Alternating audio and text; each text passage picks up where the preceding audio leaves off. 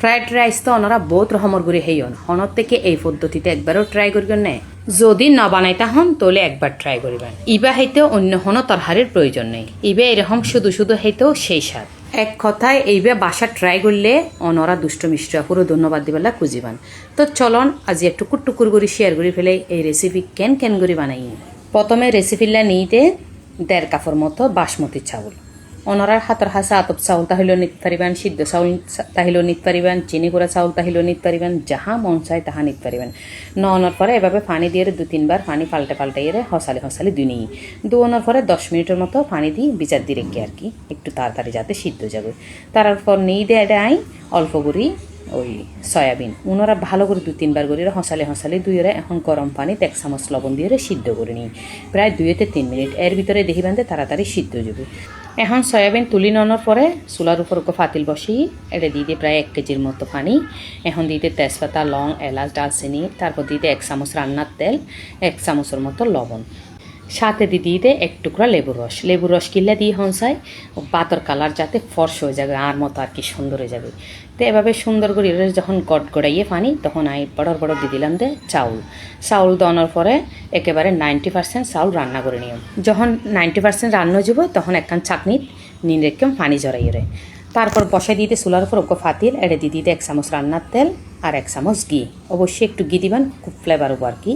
তারপর দিতে অল্প করে কিশমিশ আর কাজু পুনর একটু করে ভাজা করিয়ে এখন তুলি নিই। এখন একই তেলের দিতে সয়াবিন কিন্তু আমি ভালো করে হাত দিয়ে চিবিয়ে একেবারে শুকনা করে ফেলি যাতে পানি না থাকে। তারপর একটু ভাজা করিয়ে নিয়ে হালকা করে বাজে নিয়ে ওনারা তো অবশ্যই দেখবেন। এখন সয়াবিন তুলি নেওয়ার পরে দিতে 1/2 কাপের মতো গাজর কুচি, 1/2 কাপের মতো বরবটি একটু শক্ত যার কারণে আগে আমি 2-3 মিনিটের মতো বাজে নিই। সাথে 1/2 কাপের মতো মটরশুঁটিও দিই, অল্প করে লবণ দিই যাতে তাড়াতাড়ি সিদ্ধ হয়ে নরম হয়ে রান্না হয়ে যাবে আর কি। এখন দিতে অল্প করে ক্যাপসিকাম করে পাতলা করে কুড়িয়ে এখন ওই 1/2 চামচের মতো সাদা কালো গোলমরিচ ফাটিয়ে দিই। এখন লাড়াচাড়া করিয়ে অ্যাড করে দিন বাজে রাখা সয়াবিন দেওয়ানোর পরে কাঁচা মরিচ দিয়ে আসতো।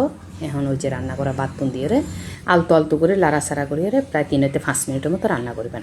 এর চেয়ে বেশি রান্না করানো কোনো দরকার নেই। কিনলে বাত তো 90% রান্না, সাথে ওই কাজু আর কিশমিশ ভাজাও দিই। এখন অবশ্যই ওনারা 1/2 চামচ বা 1/2 চামচতে একটু বেশি চিনি দিবেন। চিনি দিলে কিন্তু এবার টেস্ট দ্বিগুণ হবো। এখন চিনি যাতে বাতর পরে মিক্স হয়ে যাবে লাড়াচাড়া করে দিলাম। লাড়াচাড়া করানোর পরে 1 চামচের মতো বিরিয়ানির মশলা দিই। অবশ্যই একটু হাতের হাসে বিরিয়ানির মশলা তাহলে দিবেন, আর যদি না তাহে তাহলে ম্যাগি মশলা দিবার পরে ভাতের সাথে ভালো করে মিক্স করে ফেলিবেন। মশলা মিক্স করানোর পরে ডাকনা দিয়ে 3 মিনিটের মতো বাফর রাখিবেন। তারপর ডাকনা উল্টে কি সুন্দর ফ্লেভার পেবেন। বাজে আয় তো একেবারে ভেসে যাবে। তারপর এখন সুন্দর করে গরম পরিবেশনের পালা।